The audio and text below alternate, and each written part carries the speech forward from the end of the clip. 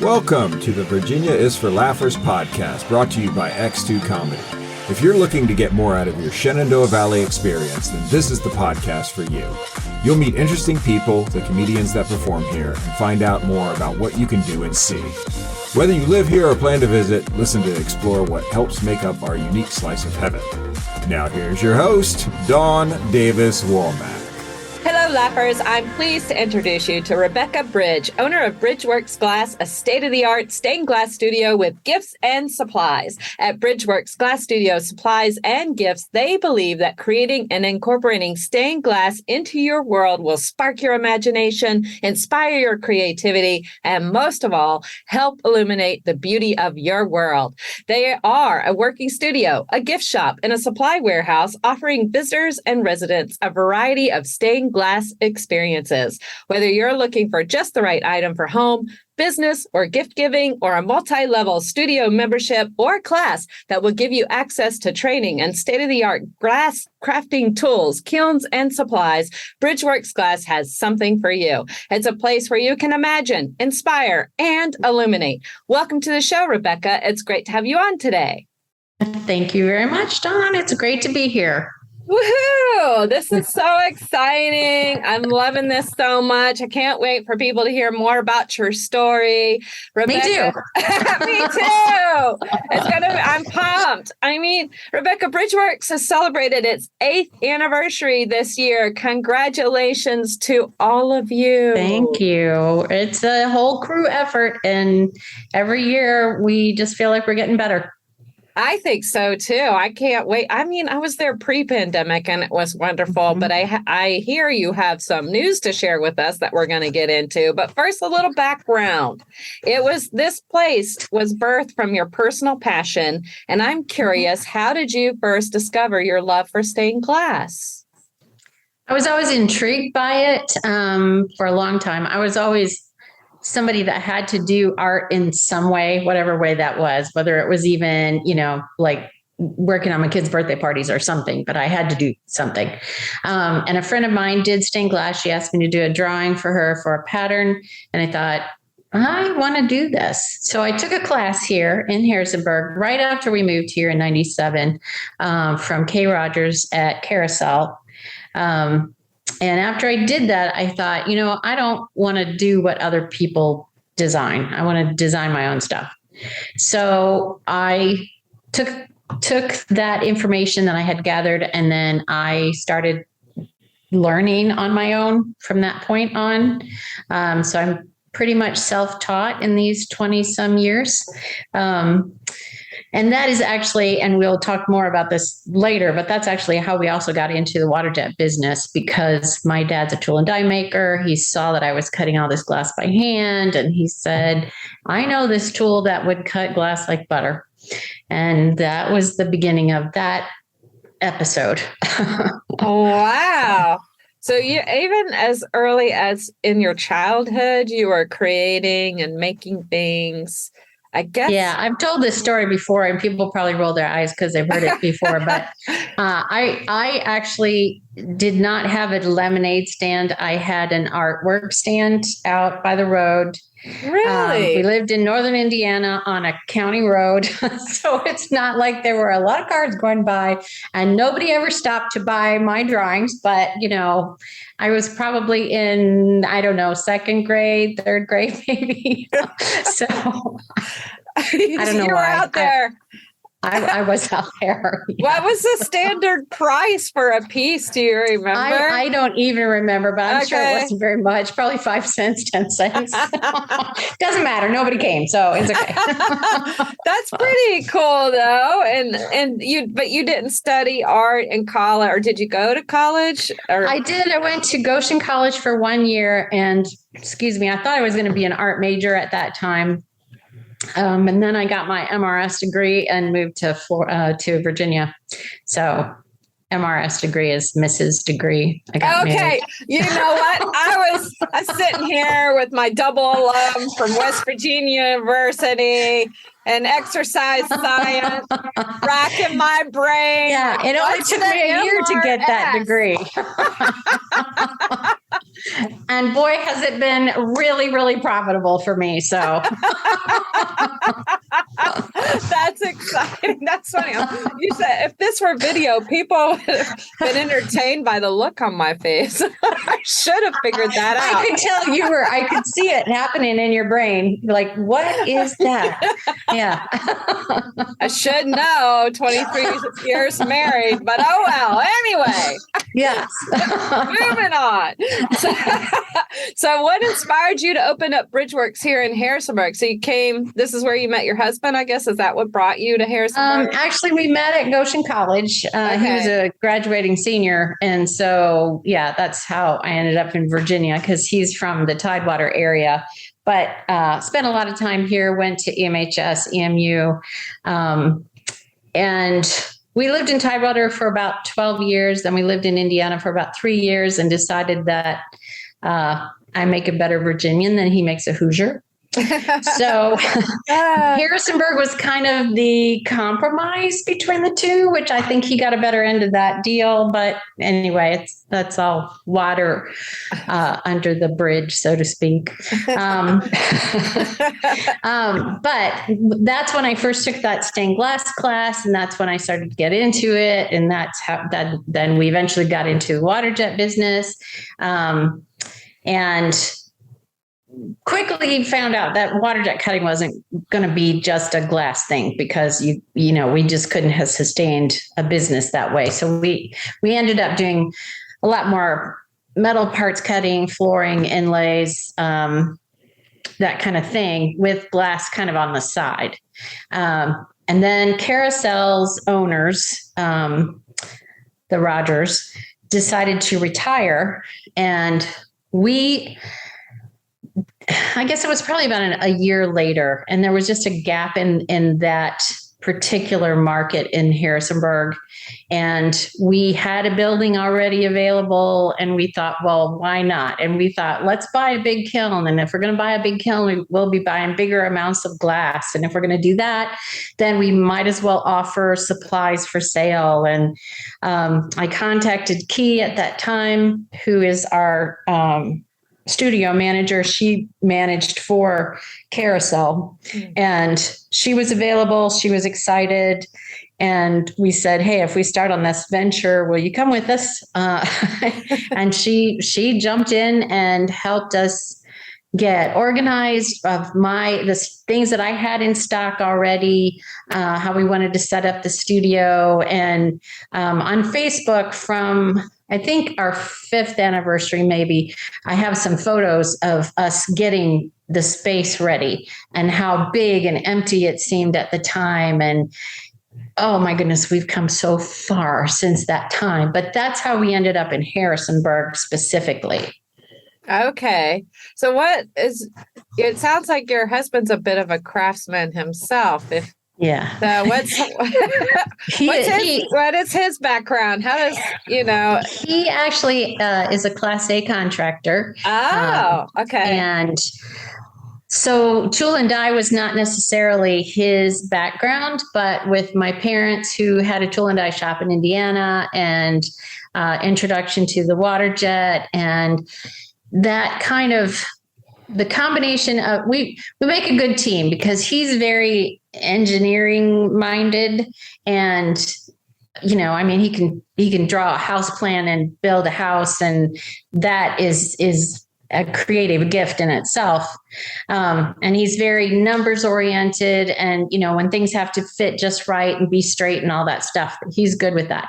I am more the fly by the seat of my pants part of things. I eyeball everything. I go, oh, that looks about center, and so I would do more. I mean, we built quite a few spec houses in our day. And so my part would be picking out the carpet and the, wall color. Of course, most of the time was just contractor colors, so that it would go with everybody's stuff. But but yeah, we're a pretty good team when it comes to that. He also keeps my feet on the floor when it comes to processing new things. We say, oh, we could do this and we could do that. And he would always come back and say, so how much is that going to cost? And how much are you going to have to sell that for? And how many do you think you'll sell? And, so he was the good business reminder to my, explosion of, oh, we could do this, Yeah. So yeah. I like it. It's the yin and the yang. It's the dreamer. The dreamer married the realist. Yes. So very much. Yeah. Well, that works out quite nicely, I will say. It does. But this piece of equipment, this water jet cutting machine, it sounds like originally it was cutting glass for businesses and homes that he was contracted to do more. Actually, than it was. No? That was more the idea, but it ended up being more that we did like floor inlays. We've done a lot of floor inlays for like we did one for the FBI, we did one for NASA, we did a whole couple of floors for a hospital, and that's where the machine we would program a pattern, and the machine would be told which tiles and which colors to cut these patterns, and then we fit them back together like a big puzzle. We've done more flooring inlays than I can count, but then we also did a lot of metal parts cutting too, because the water jet, we had 2 water jets, and they were much more in the industrial side of things. Where my glass cutting then just became a little side. I want to do this. And, if I had a commission for somebody, I could have the water jet cut the glass for me, which is huge time savings. And you can cut more intricate pieces, and you don't have to grind it. And I mean, in that respect, it's very time saving. But it is a computer controlled machine, which meant that everything had to be programmed. So the process is come up with the idea, get it drawn on the computer, figure out what parts are what color, then pull everything apart by color. And then every piece then has to be programmed in that color for the water jet to cut it. So it's not faster in that there's a lot of organization and programming that has to happen. The faster is that the water jet cuts it very quickly. So once it's cut, then everything fits perfectly, and you can put it together and everything looks perfect. So, but that part where the water jet was doing more, the glass cutting came more after we started the studio, that we really started utilizing it for glass the way we thought we'd utilize it when we bought it. So I got it. Is this computer programming intuitive, something you could teach yourself, or do you need to get trained to use the water jet? In a perfect world, somebody training you would be helpful. We basically got enough training to be dangerous, and then we taught the rest to ourselves. So I will say we had Omax machines, and we felt like they were the best water jets available. And the programming is pretty intuitive. If I could get good at it, I'm a very visual kind of person. My dad, being the tool and die maker that he is, he was very much used to having to put in lots of numbers and code, and he used a program called Anvil. And so it was kind of interesting because he would call me to ask me how to do things on the Omax, which was amazing to me because my dad can do anything. He's an engineer, and he's so sharp, and he would call me to answer a question on how do you do this on the Omax. Cool. And the Omax, just for laughers who may not be familiar, that is like the brand of the water. That was the brand, of the cutting machine that you had. So that's what he was referring to. Oh, that's pretty neat that you got to talk to your tool and die dad about how to do this. we connected on a whole different level then, which was really cool. That is really cool. Now, you were talking a little bit before we recorded that original piece of equipment is not there, and you have some table. Yes, we decided that my husband Steve is going to semi-retire, and so we have sold our industrial size equipment. We had 2 water jets, and the last one went out on a truck 3 weeks ago. And so that's an unusual feeling that we have to retrain our brains to not say, oh, we could do this on the water jet, because we don't have those big cutting beds anymore. But we bought, the brand name is called a Wazer, and we have it. It's out of the crate. We don't have it set up quite yet. Step 1. So we're going to be learning a little bit different programming idea, and the cutting bed on this new machine is only 18 inches by 12 inches. So it's much smaller. Like our big bed that we had before was 8 feet by 12 feet. So there's very different feel to this. But this new tabletop water jet will be just for the studio. We won't be doing any other kind of cutting. It's just going to be us being able to continue to cut our pre-cut kits, pre-cut shapes for people. When we have commission work, it allows me to program things that are a little bit more intricate than maybe we could have cut by hand, or would take the ring saw to cut it by hand. So I'm very excited about this new water jet being just for the studio. That sounds so exciting. Yeah, speaking of commission work, you build custom stained glass windows for businesses and homes. If someone was interested in having a special artisan piece made and done for them, what would be the process? Well, if they came into the studio, I would be the one to talk to them. I do most of the design work in the studio. I like to get a sense of what they think they're looking for, which may be something completely different in the end, but we got to start someplace. Yeah. So I usually ask them to kind of look online and send me any picture online that they've seen that inspires them, whether it's the design of it, the color of it, the feel of it. Everything we do is unique to us. I don't copy anybody's designs or anything like that. It's just to give me a sense of what they like, what speaks to them. And then I usually ask them to send me pictures of the inside of the house and the outside of the house where the panel is going to be installed, and anything relevant in their house that they think could be part of the inspiration. So sometimes people will come in and they say, well, we want this panel for our living room, but we don't really know what we want.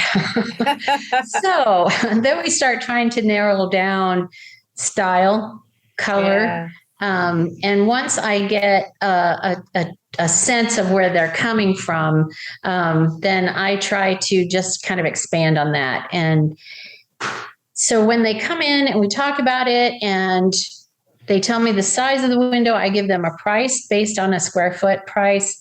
And oftentimes I'll do just a really quick like pencil sketch to kind of see if I'm headed in the right direction and whether they think that we can work together. And then they sign the contract, put half down, and what I give them is a not to exceed price, which you could pretty much figure that's going to be the price, but it won't be over that. Okay. And then I start doing the design work, and I have a program on the computer that allows me to actually put representation of the glass into my design. Oh, cool. So they can get a pretty good feel of the combination of the design, the colors, the texture. And then when they approve that, then we create it. And when they pick it up, they pay us the second half and go home and they're happy. That's fun. What's one of your favorite pieces, or a couple of your favorite pieces that you've done? One thing that I have discovered in my aesthetic, the things that I enjoy doing most are more realism based. I like doing animals. One that was particularly special to me was just one for my mom. She didn't pay me for it. Oh, yeah, of course. I'd work that angle too, Mom. I'd work it. She paid for the supplies. Let's put it that way. Okay. All right. That's fair. She started quilting about 4 or 5 years ago.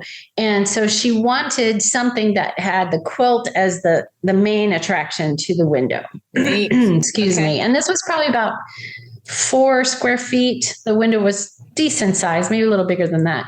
And so then she didn't give me anything else besides that she wanted the quilt to be the center piece of the window. And it ended up turning out really well. I mean, she loves flowers. It has some very brightly colored daylilies in it. And the quilt turned out really nice. It has her horse that she used to have in the background. It has a big red barn in the background. It's very Indiana, which is where she lives. So it's called Indiana Summer. And and I love seeing it when I go to her house. And, so I would say that's probably one of the most special ones that I've gotten to do. Oh, so. I love that. What's the largest undertaking you all have done? We did a pretty large one for when Ragtime Fabrics moved from downtown to their new store in Harrisonburg.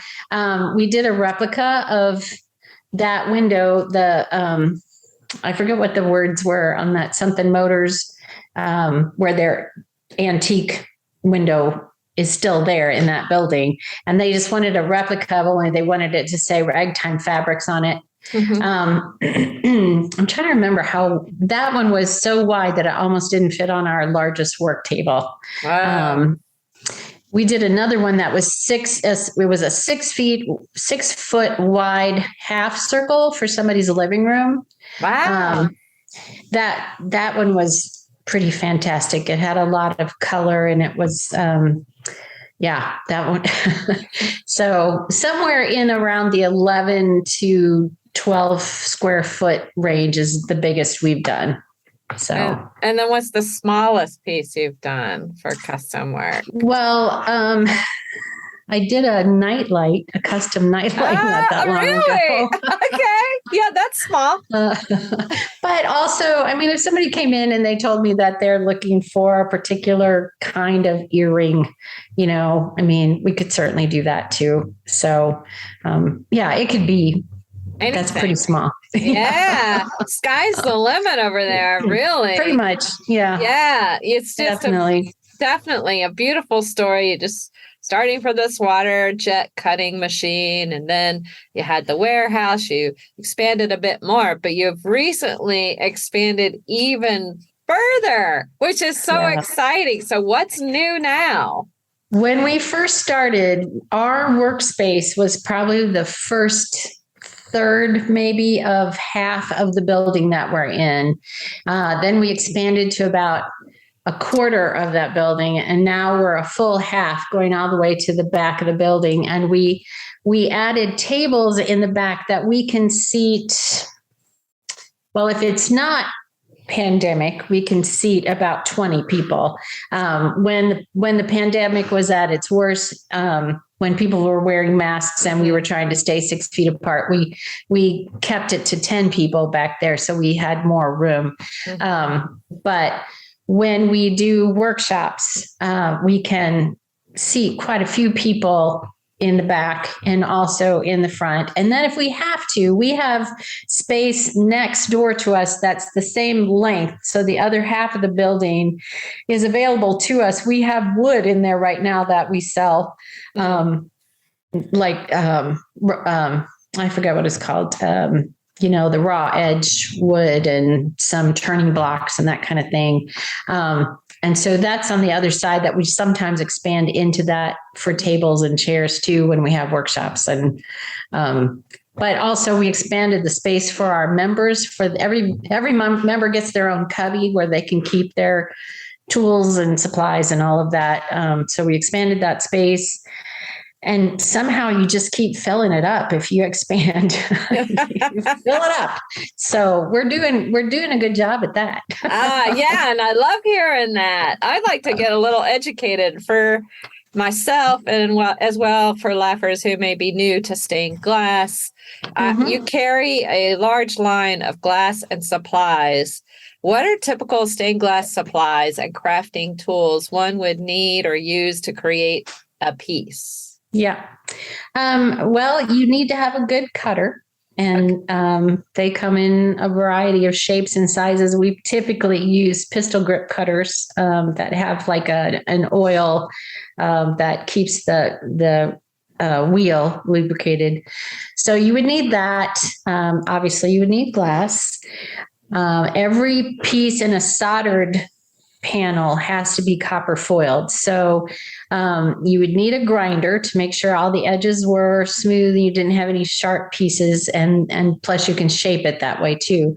But every piece would have to be copper foiled, which is a sticky backed copper tape that has to be foiled, and then you have to burnish it. So you could use an official burnisher. You could also use something like a Sharpie or, clothespin, but official burnishers are handy. And then you have to have solder. You have to have flux, which cleans the copper so that the solder runs and sticks to the copper.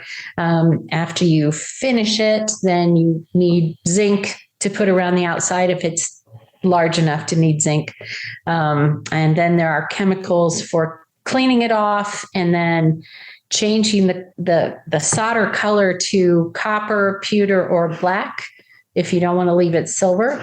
And then there's a compound for finishing it, which does the final cleaning and buffs it. And so, excuse me, and we sell all of those supplies. We do sell some lead came, but we don't do lead at our studio. We just do copper foil and solder. So we do a little bit sell supplies like that, but we also have books, pattern books that we sell. We have a large selection of glass. We sell like findings if you want to make jewelry. We sell grinders. Trying to think what else on the wall. There are different kinds of breaking pliers. There's grosers and running pliers. Those are also very helpful and handy when you're trying to break glass. So the other thing that you get at BrydgeWorks Glass Studio is experience. Key, who is our studio manager, has been doing it probably 10 years longer than me, and I've been doing it since 97. And so when you're ready to buy your supplies, if you don't have previous experience, it's helpful to talk to somebody who's been doing it a while. Yes, I would say so. There was a lot of tools there. I was like, I have no idea. Well, we'll be happy to show you each one. Well, thank you. Like a burnisher. What in the world? There's a tool called a FID. FID, and people are all the time saying, "What is this thing again? What is this thing again?" Anyway, what does it do? Why do I need it? So, yes, exactly. So like I'm like a blind creative walking into the studio. I don't even know the first thing. So that's very comforting to know that Key is there to help and you to help walk through that process. Now, if someone's going in there to create something, they can get some direction. True. Yeah. They have to buy every supply that they need, or there's some supplies that they can use in your studio, or is it kind of like a combo approach? If you're a member, members can use all of our tools. They don't have to buy their own tools. They're welcome to if they want to, and some people do because they just like having their own things. But any of those tools that I mentioned are available all the time on the tables that people can use. They just buy their consumable supplies like the glass and their copper foil and solder and that kind of thing.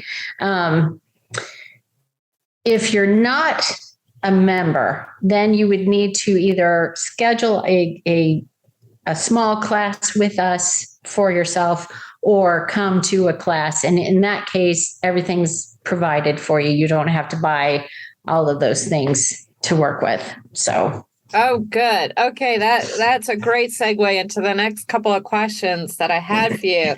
Let's talk about the memberships first. Art Laughers can join your glass community, and it's a creative community where everyone's encouraged to exchange ideas, learn from each other's strengths, grow in their craft, whether they're just starting out for the very first time, like they're a virgin at this or something, or they're an experienced artisan, and you offer 2 levels, it looks like. Can you talk to us and tell us more about each of those membership levels?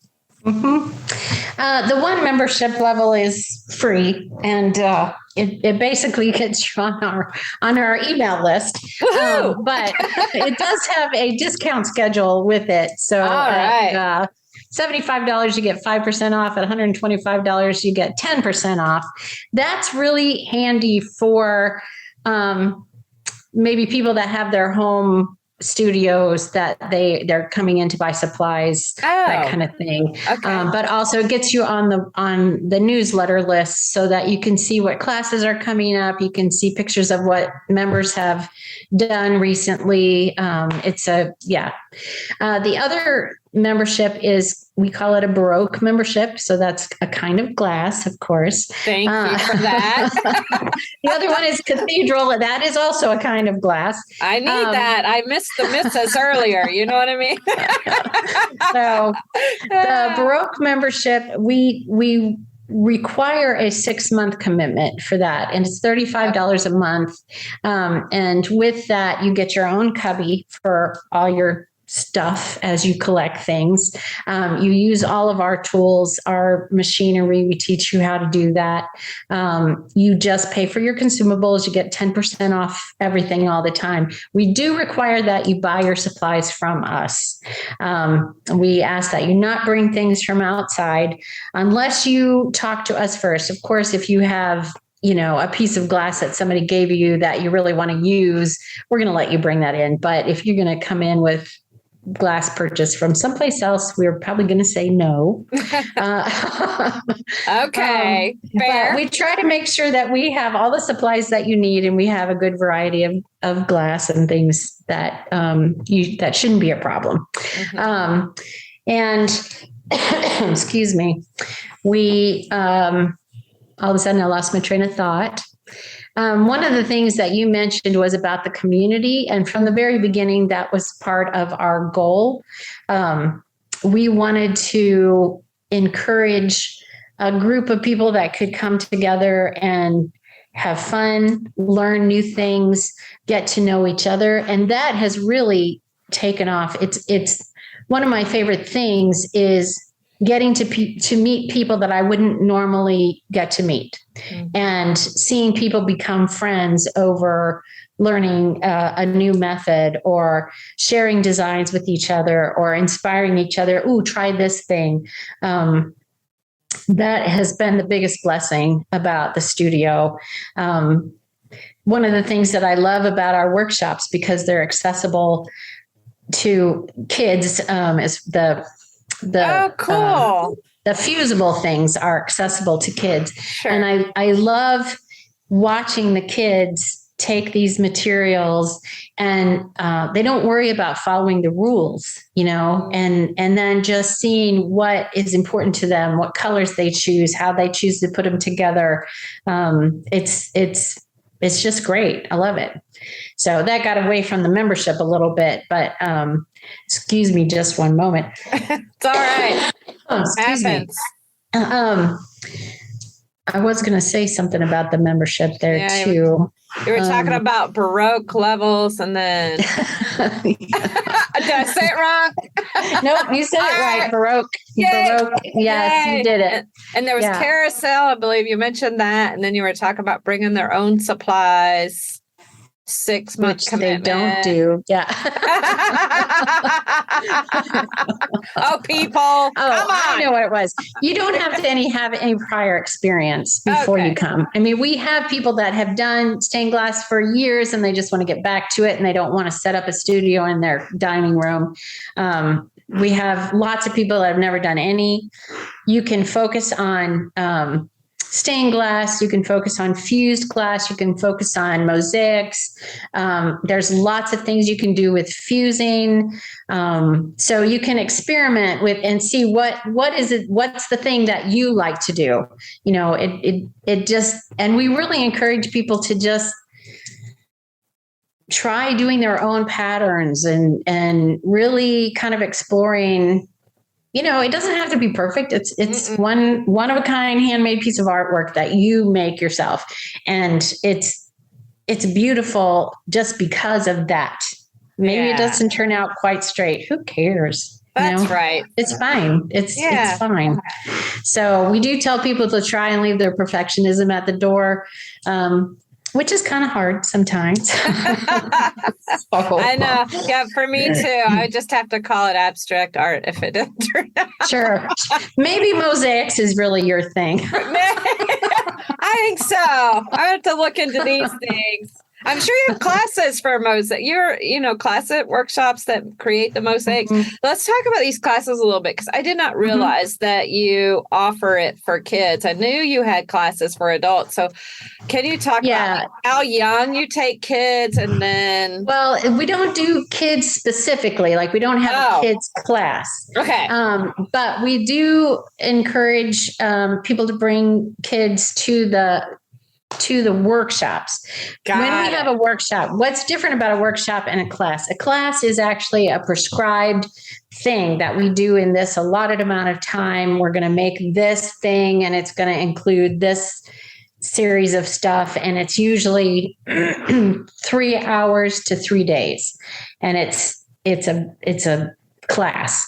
But a workshop is, we used to have it drop in, where people could just drop in during a specified period of time. And then we had people waiting in line, and it got a little bit crazy. So the pandemic came. And so we realized that we needed to schedule appointments. So now we schedule appointments. But what a workshop is, we try to always have a soldered option and a fused option. The soldering, you have to be 13 to use the soldering iron. The fused option, there's no age minimum. I mean, I wouldn't want a child who would put the glass in their mouths or anything like that. We want to strive for safety. Yeah.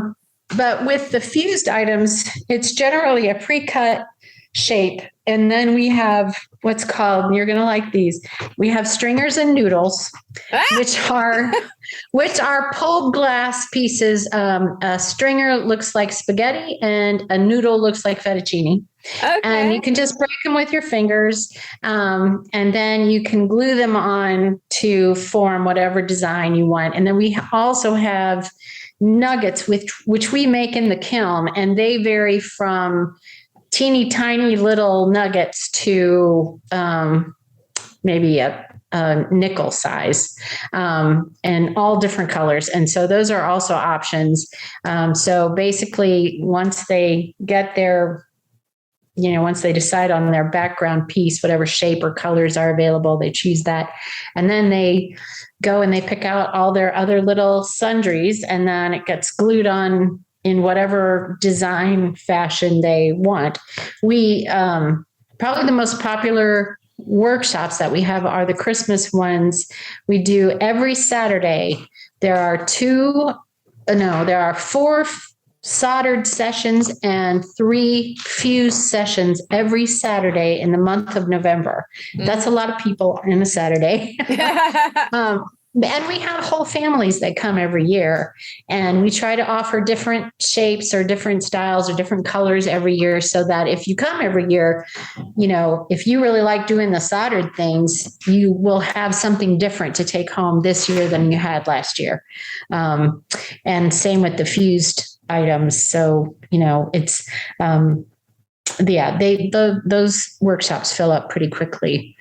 So. Yeah, so you don't have to have any experience prior to November to come in and make a Christmas ornament. No.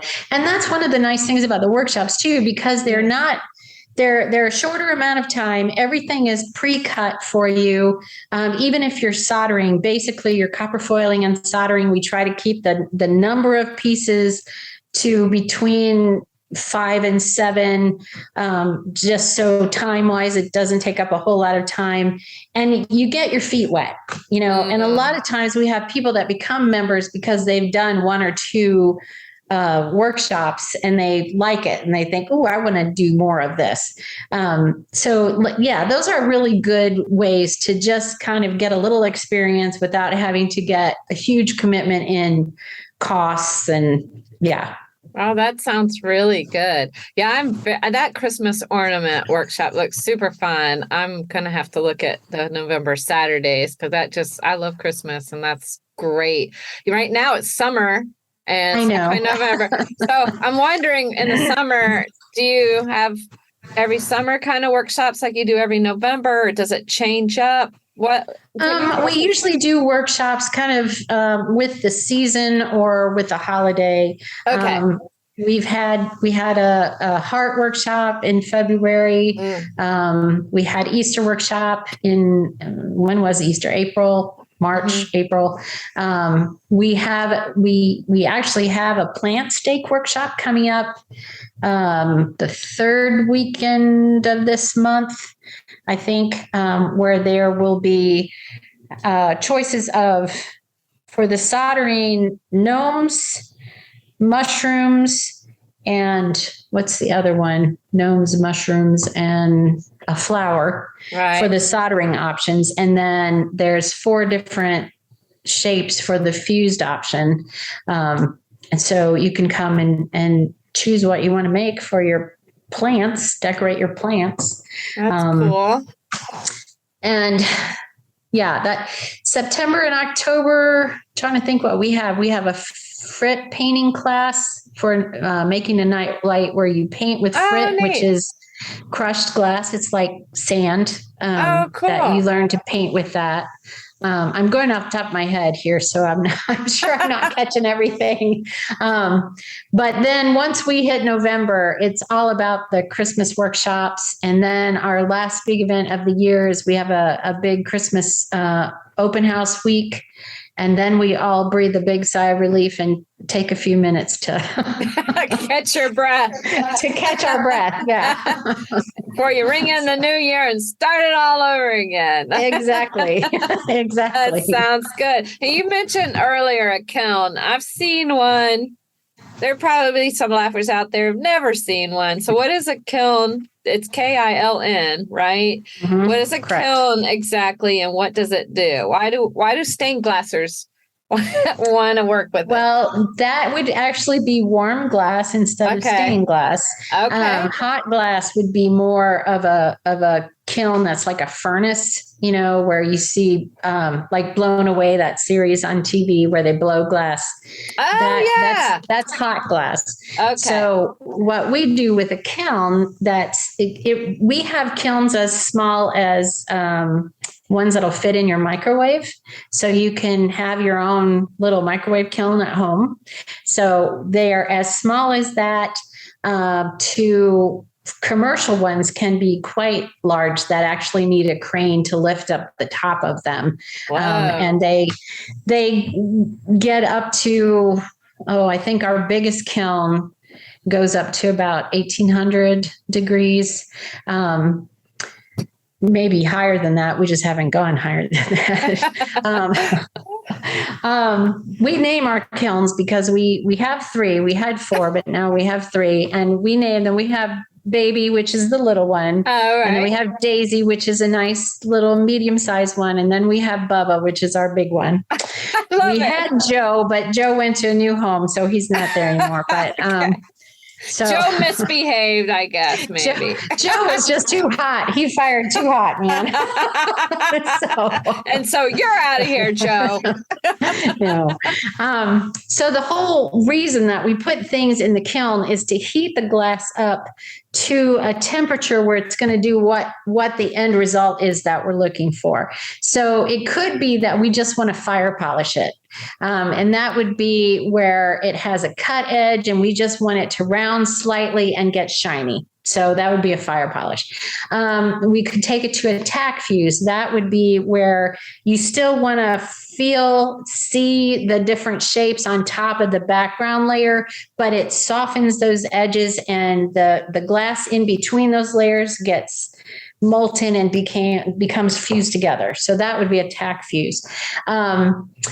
If you wanted to go to a full fuse, that would be where you would take it up to 1600 degrees, and it would all become one smooth piece of glass. So if you had, let's say you had a base layer and then you put a design on top and you take it up to that temperature, when you took it out of the kiln, it would be all one really smooth piece of glass. Got it. So you kind of have to know what you're shooting for before you put it in the kiln, and it makes a difference on how fast. There's a whole kind of language that you talk about with the kiln about as far as how fast you ramp up the heat. You hold it for a bubble squeeze, so that allows the air to come out between the different layers.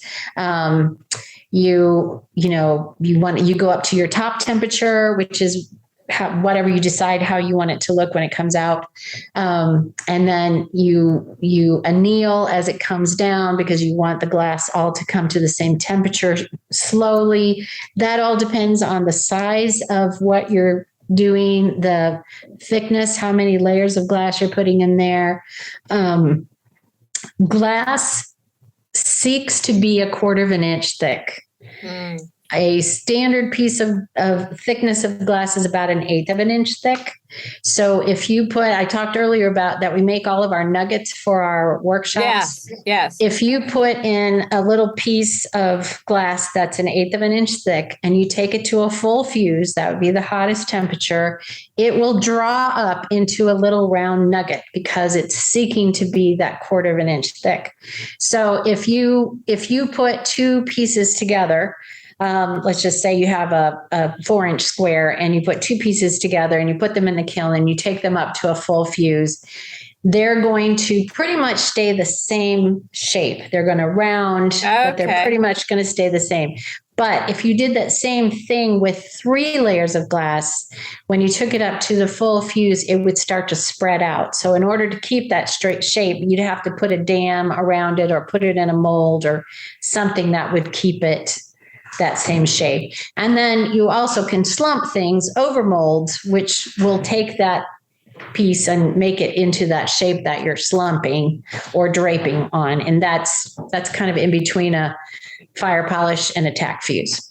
So that's your really quick introduction to fusing. So I feel like we just had a live Wikipedia page on the kiln. That was awesome. I get it now. Basically, if you want to mold the glass into a shape, a bowl, or curve it, or bend it, then that's when the kiln comes into play. Correct. Yes. Got it. All right. Yeah. That makes perfect sense. Well, for the other thing that's really neat about your shop is, in addition to the services you provide for people to create, you also have other gifts and goodies the Laffers can find at your shop. Can you share with us some of the gifts and goodies they might find there? Yeah. Well, we try to always keep on hand whatever is current for that season or holiday. So, like we have shamrocks around St. Patrick's Day. So we try to always keep some of those things on hand. One of the things that's really popular in the fall is we have glass fall leaves and pumpkins and gourds, which are very fall, colorful pieces. Those are always very popular. But then we always have jewelry. We always have earrings, bracelets, some necklaces. We have lampshades. We have small things that you can hang in your window. We have bigger panels that you can hang in your window. So it's pretty varied. And we do also have the pre-cut kits that I had talked about before, which those we do cut on the water jet. They are our designs. We make our own. And those are really more for people who have a studio at home, who already have the supplies, and then they can take these kits and they can put them together, or they can put them in a panel. But then we also make those things, finish them, and so those are also for sale. As far as you can choose that bird made or in a kit. So yeah. Speaking of the kit, you have an Etsy shop that's available through your website, and it mentions this easy to assemble kit. Is that what you're talking about? Yes, exactly. Okay. Yes, and they are easy to assemble if you have some experience with stained glass.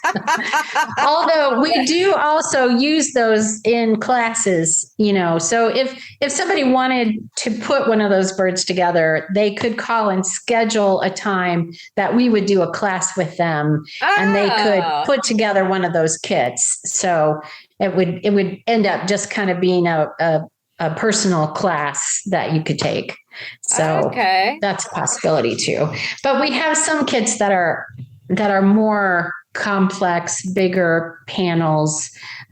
We just are now introducing a whole new series of small birds. They're probably maximum 5 inches. So the probably the most difficult thing about the small ones is that they have some pretty small pieces that you have to copper foil. I see. But yeah, delicate. So, that's delicate. Exactly. There's I think right now there's 13 different kinds of easy to assemble kits at the moment. So there are options. That sounds about right. Yeah. And we're always trying to add new ones, and then we'll retire some that we've had for a long time. And it's always trying to, we just introduced a new animal line. And so right now we have the pig, which is adorable, and the horse, which is beautiful. Those have already been cut. They're ready for sale. We have a sheep coming and a black and white calf coming, which have not yet been cut, but they've been designed. It's in the pipeline. Wow, that's exciting. I love all that you're doing. It's really great. So as we wrap up here, can you share with the laughers how they can follow BrydgeWorks Glass on social media or otherwise, so they too can get more information? Sure. You can find us on Facebook and BrydgeWorks Glass, and also on Instagram. We also have a website, BrydgeWorksGlass.com, and make sure you get the Y in there because it's not traditional. So it's BRYDGE. And we do have the newsletter. So if you want to sign up for the newsletter, you can do that I believe you can do it through our Facebook page and through our website. You can call us up and we'll put you on the list, or you can come in and sign up. Excellent. Thank you so much, Rebecca. This has been so great. You. I enjoy talking about this. This is great for me. It's been great for me too. I've learned so much. It's been so much fun spending time with you today, talking about all things stained glass at BrydgeWorks Glass. So thanks again. You are welcome. And laughers, once again, you can get information by visiting their website at BrydgeWorksGlass.com, BrydgeWorksGlass.com. As Rebecca mentioned, that's BRYDGE, WorksGlass.com. Or visit their shop and studio at 335 Harpine Hwy, also known, go ahead. It's 3315. I missed a number. I'm glad we figured that out before we close. So laughers 3315. Thank you, Rebecca, at Harpine Hwy, also known around here as Route 42 in Harrisonburg. We'll also be sure to put this information for you in the show notes as well, so you can check out all their supplies, the kiln, water jet cutting, classes, seminars, workshops, gifts, and more. And lastly, and most importantly, thanks for tuning in, laughers. Out of all the podcasts out there, you picked us, and we think that's pretty darn special, just like you. Until next time, keep smiling. Bye. Bye.